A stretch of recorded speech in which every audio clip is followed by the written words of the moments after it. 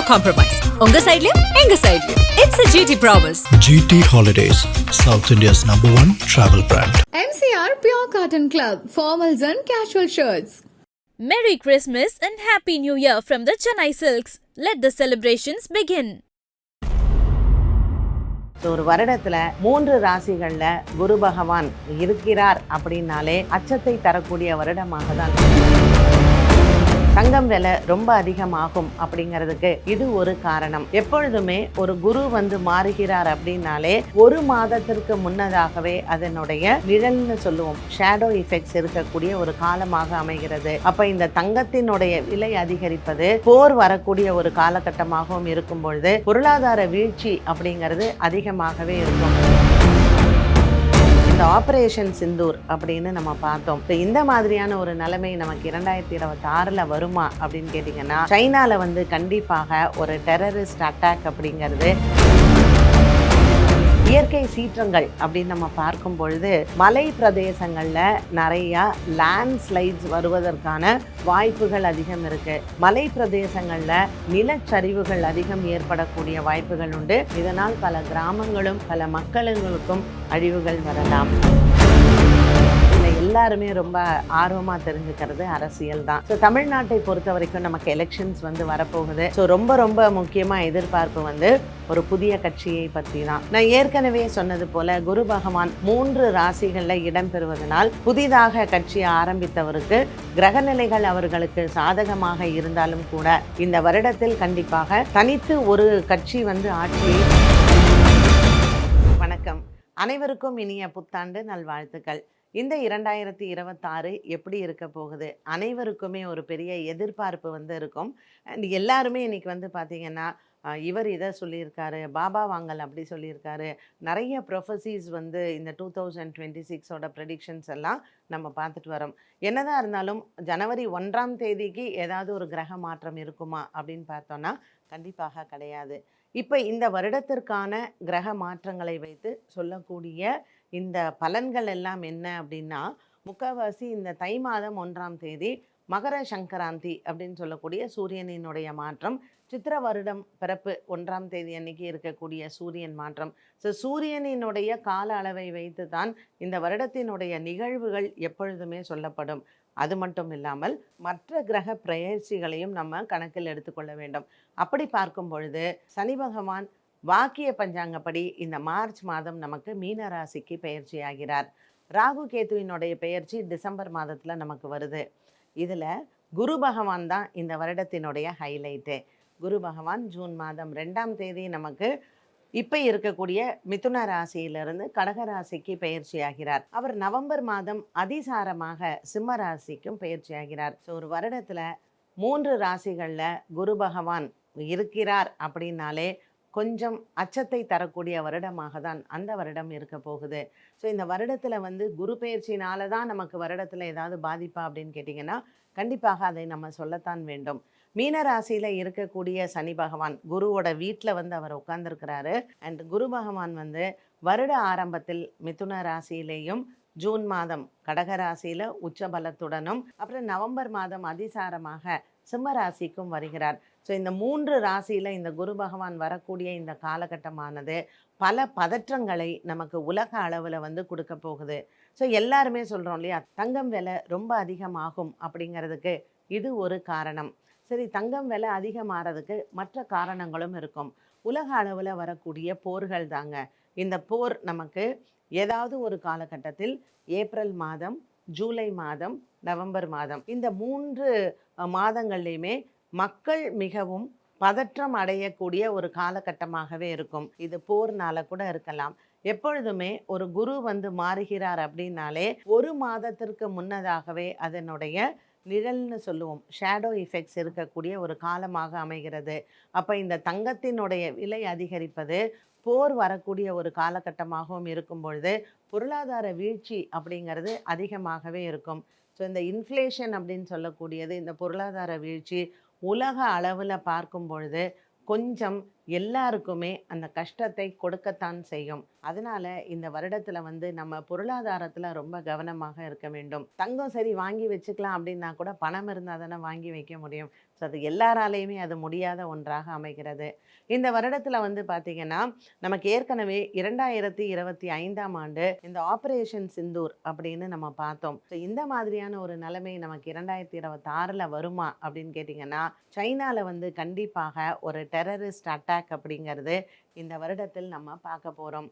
China வந்து ஒரு terrorist அட்டாக்ல பாதிக்கப்பட்டால் கண்டிப்பாக உலக நாடுகள் பலவற்றில் இந்த பதட்டங்களும் நிறைய வந்து நமக்கு பொருளாதார வீழ்ச்சிகளும் இந்த மக்களினுடைய அன்றாட வாழ்க்கைக்கு தேவையான பல விஷயங்கள் பாதிக்கப்படலாம். ஸோ இந்த பாதிப்புகள் எல்லாம் எப்பொழுது வரும் அப்படின்னா, ஆடி மாதம் நம்ம சொல்கிறோம் இல்லையா, ஜூலை மாதம். இந்த மாதத்தில் நம்ம கொஞ்சம் அதிகமாக கவனமாக இருக்கணும். பிரயாணங்கள் எல்லாம் நம்ம பண்ணுறோம் அப்படிங்கும் பொழுது நம்ம இதில் கவனமாக இருக்கலாம். இயற்கை சீற்றங்கள் அப்படின்னு நம்ம பார்க்கும் பொழுது மலை பிரதேசங்களில் நிறையா லேண்ட்ஸ்லைட்ஸ் வருவதற்கான வாய்ப்புகள் அதிகம் இருக்குது.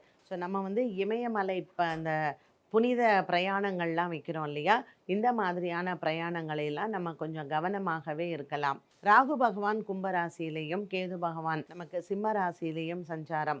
ஸோ சனி பகவான் எப்பொழுது நமக்கு குருவின் வீட்டிற்கு இப்போ வந்து திருக்கணிதப்படி ஏற்கனவே நமக்கு மீன ராசியில் தான் இருக்காரு. பட் வாக்கியப்படி இப்போ நமக்கு வரப்போகிறார் இல்லையா. ஸோ இந்த சனி பகவான் மீன ராசியிலையும் குரு பகவான் நமக்கு 5ஆம் இடமான இந்த கடகராசியில் உச்சபலம் பெறும் பொழுது மத கலவரங்கள் நிறைய உலக அளவில் வர்றதற்கான வாய்ப்புகள் இருக்குது. இப்போ நம்ம சமீபத்தில் பார்க்கலாம், ஏற்கனவே திருப்பரங்குன்றத்தில் ஒரு பெரிய ஒரு பூகம்பம் மாதிரி ஒரு வெடிப்பை வந்து நம்ம பார்த்தோம். இது மட்டும் அல்லாமல் இப்போ ஏற்கனவே இருக்கக்கூடிய பங்களாதேஷ் பிரச்சனைகள், இதை மாதிரி உலக அளவில் பல நாடுகளில் இந்த மத கலவரங்கள் வரத்தான் செய்யும். நமக்கு ஏற்கனவே இந்த ரஷ்யா சம்பந்தப்பட்ட போர் விஷயங்கள், ஏற்கனவே இருக்கக்கூடிய சென்ற வருடத்தினுடைய போர் தொடர்ச்சிகள், இது எல்லாமே இந்த வருடத்திலையும் நம்ம பார்க்க போகிறோம். ஸோ இப்படிப்பட்ட பல விஷயங்கள் நமக்கு என்னடா இது எல்லாமே நமக்கு ஒரு சாதக பலனையே கொடுக்கல அப்படின்னாலும் மற்ற கிரகங்கள் சிலது நமக்கு சாதக பலனை கொடுக்கும். பெண் குழந்தைகளினுடைய பிறப்பு இந்த வருடத்தில் அதிகமாக இருக்கும். அதே மாதிரி விவாகரத்து சம்பந்தப்பட்ட விஷயங்களும் இந்த வருடம் அதிகமாகவே குறையுது. காதல் திருமணங்கள் இந்த வருடத்தில் அதிகமாகவே நடக்கும். அண்ட் திருமணத்தில் வந்து பார்த்திங்கன்னா இயற்கையாக குழந்தை பிறக்கக்கூடிய விஷயங்கள், அப்போது செயற்கையில் குழந்தை பிறப்பு அப்படிங்கிறது குறைந்து இயற்கையில் அதிகமான குழந்தை பிறப்புகளும் இந்த வருடத்தில் நமக்கு ஒரு சாதக பலனையே வந்து கொடுக்கும். இந்தியாவை பொறுத்த மட்டும் நமக்கு வியாபாரம் மற்றும் பொருளாதார விஷயங்களில் பெரிதளவுக்கு வீழ்ச்சி என்பது இருக்காது. இந்த வருடத்தில் இளைஞர்களுக்கு நிறைய அவங்களே தனியாக இந்த ஸ்டார்ட் அப்ஸ் எல்லாம் ஆரம்பிக்கிறதுக்கான பொருளாதார உதவிகள் அரசாங்கம் கொடுப்பதற்கும் தயாராக இருக்கும். ஸோ உலக அளவில் நமக்கு பொருளாதார வீழ்ச்சி, இந்த ருப்பியினுடைய வீழ்ச்சி, இதெல்லாம் இன்ஃப்ளேஷன்ஸ் எல்லாம் இருந்தாலும் கூட நம்மளுடைய இந்திய மணி ருப்பி வந்து உலக தரத்தில் வந்து ஒரு அதிகரிக்கிறதுக்கான வாய்ப்புகள் அதிகம் இருக்கும். ஸோ அமெரிக்காவில் வேலை பண்ணுறவங்க இப்போவே நிறைய வீசா பிரச்சனையெல்லாம் இருக்குது. ஸோ அமெரிக்காவில் இருக்கக்கூடிய பல நாட்டினர், இந்தியர்கள் மட்டுமல்லாத பல நாட்டினர்கள் அவரவர்கள் இடத்திற்கு திரும்ப போயிட்டு இந்தியாவை பொறுத்த மட்டும் திரும்ப வர்றவங்களுக்கும் இங்கே நல்ல வேலை வாய்ப்புகள் வந்து நிச்சயமாக இருக்குது. அதில் நம்ம வந்து பயப்பட வேண்டாம். இந்த வருடம் நீங்கள் அதிகமாக பிரயாணங்கள் செய்யும் பொழுது இயற்கை சீற்றங்கள் அக்டோபர் நவம்பர், அதாவது செப்டம்பர் அக்டோபர் நவம்பர் இந்த மாதங்களில் நீங்கள் பிரயாணங்கள் செய்கிறீங்க அப்படின்னா கொஞ்சம் கவனமாக இருக்கிறது நல்லது. ஏன்னா மலை பிரதேசங்களில் நிலச்சரிவுகள் அதிகம் ஏற்படக்கூடிய வாய்ப்புகள் உண்டு. இதனால் பல கிராமங்களும் பல மக்களுங்களுக்கும் அழிவுகள் வரலாம். அதே போல் இங்கே மழையினுடைய அளவும் அதிகமாக இருக்கும். நீரினால் அழிவு ஏற்படுவதற்கும் இந்த 2026ஆம் ஆண்டில் நாம் அதை எதிர்கொள்ளக்கூடியதாகவே அமைகிறது. அதனால் இந்த 2026ஆம் ஆண்டில் நம்ம கவனமாக இருக்க வேண்டியது, பிரயாணத்தில் கவனமாக இருக்கணும். அதே போல் ஆரோக்கியத்திலையும் கவனமாக இருக்க வேண்டும். கண் சம்பந்தப்பட்ட நோய்கள், புதுவிதமான ஒரு வைரஸ் தாக்கம் நமக்கு ஏற்படும். அதனால் மக்களுக்கான பாதிப்புகளும் அதிகமாகவே இருக்கும்.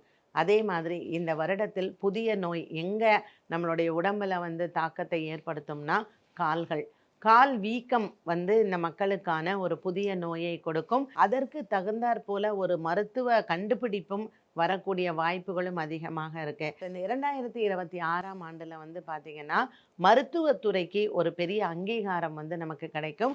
அதில் இந்தியா முதன்மை பெறும். நம்ம வந்து பல புதிய மருந்துகளை கண்டுபிடிப்பதும் அலோபதி மட்டுமல்லாமல் ஆயுர்வேத துறையிலையும் நம்மளுடைய இந்தியாவுக்கு வந்து ஒரு பெரிய மதிப்பும் மரியாதையும் உலக அளவில் நம்மளுடைய தரம் வந்து உயர்ந்து நிற்கும்.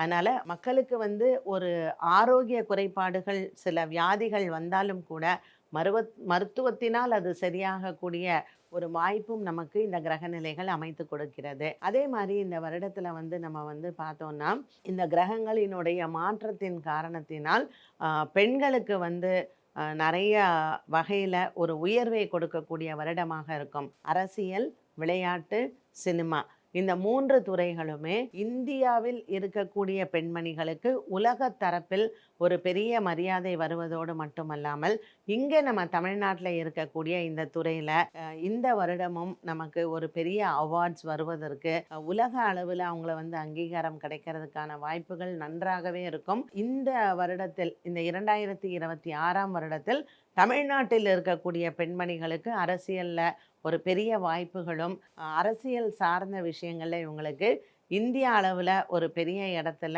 நமக்கு அவங்களுக்கு ஒரு மரியாதையும் மதிப்பும் வரக்கூடியதாகவும் கிரகநிலைகள் அமைந்திருக்கிறது.